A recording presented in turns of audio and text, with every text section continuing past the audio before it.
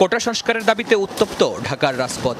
Complete shutdown সফল করতে বেলা 11টা থেকেই উত্তরার আজমপুর রাজলক্ষ্মী হাউস বিল্ডিং এলাকার প্রধান সড়কে অবস্থান নেয় আন্দোলনকারীরা। শুরুতে টিয়ার শেল আর সাউন্ড গ্রেনেড নিক্ষেপ করে পরিস্থিতি নিয়ন্ত্রণে আনার চেষ্টা করে পুলিশ। সংঘাত আরও বাড়তে থাকে যখন ঘটে এই ঘটনা।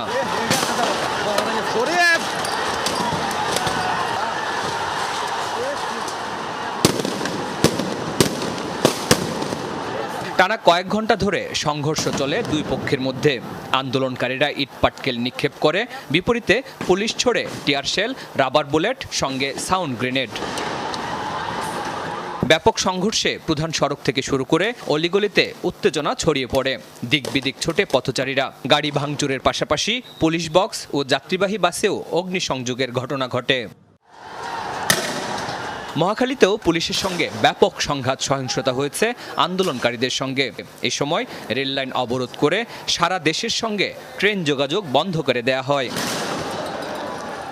টানা কয়েক ঘন্টা ধরে ধাওয়া পাল্টা ধাওয়া হয়, কখনো পুলিশ আবার কখনো আন্দোলনকারীদের পিছু হটতে দেখা যায়। বিকেলের দিকে মহাখালীতে সরকারি ভবন ও যানবাহনে অগ্নিসংযোগের ঘটনা ঘটে। একই ধরনের ঘটনা ঘটেছে রাজধানীর মিরপুরে। আন্দোলনকারী আশপাশের বিভিন্ন কলেজের শিক্ষার্থীদের সঙ্গে পুলিশের ব্যাপক সংঘর্ষ হয়। এ সময় ক্ষুব্ধ শিক্ষার্থীরা মিরপুর 10 নম্বর গোলচত্বরের পুলিশ বক্সে আগুন দেয়। বৃহস্পতিবার দুপুরের দিকে মিরপুরের আকাশ জুড়ে ধোঁয়ার কুণ্ডলী, নিচে রীতিমতো রণক্ষেত্র।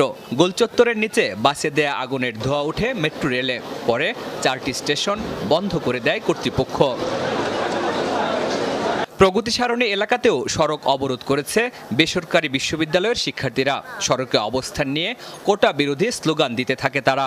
56% কোটার বিপক্ষে যে ছাত্রদের অবস্থান, এটা কোনো সময় সরকার বিরোধী ছিল না। সরকারের পক্ষ থেকে আমাদের শুধু একটা দাবি ছিল, আমাদের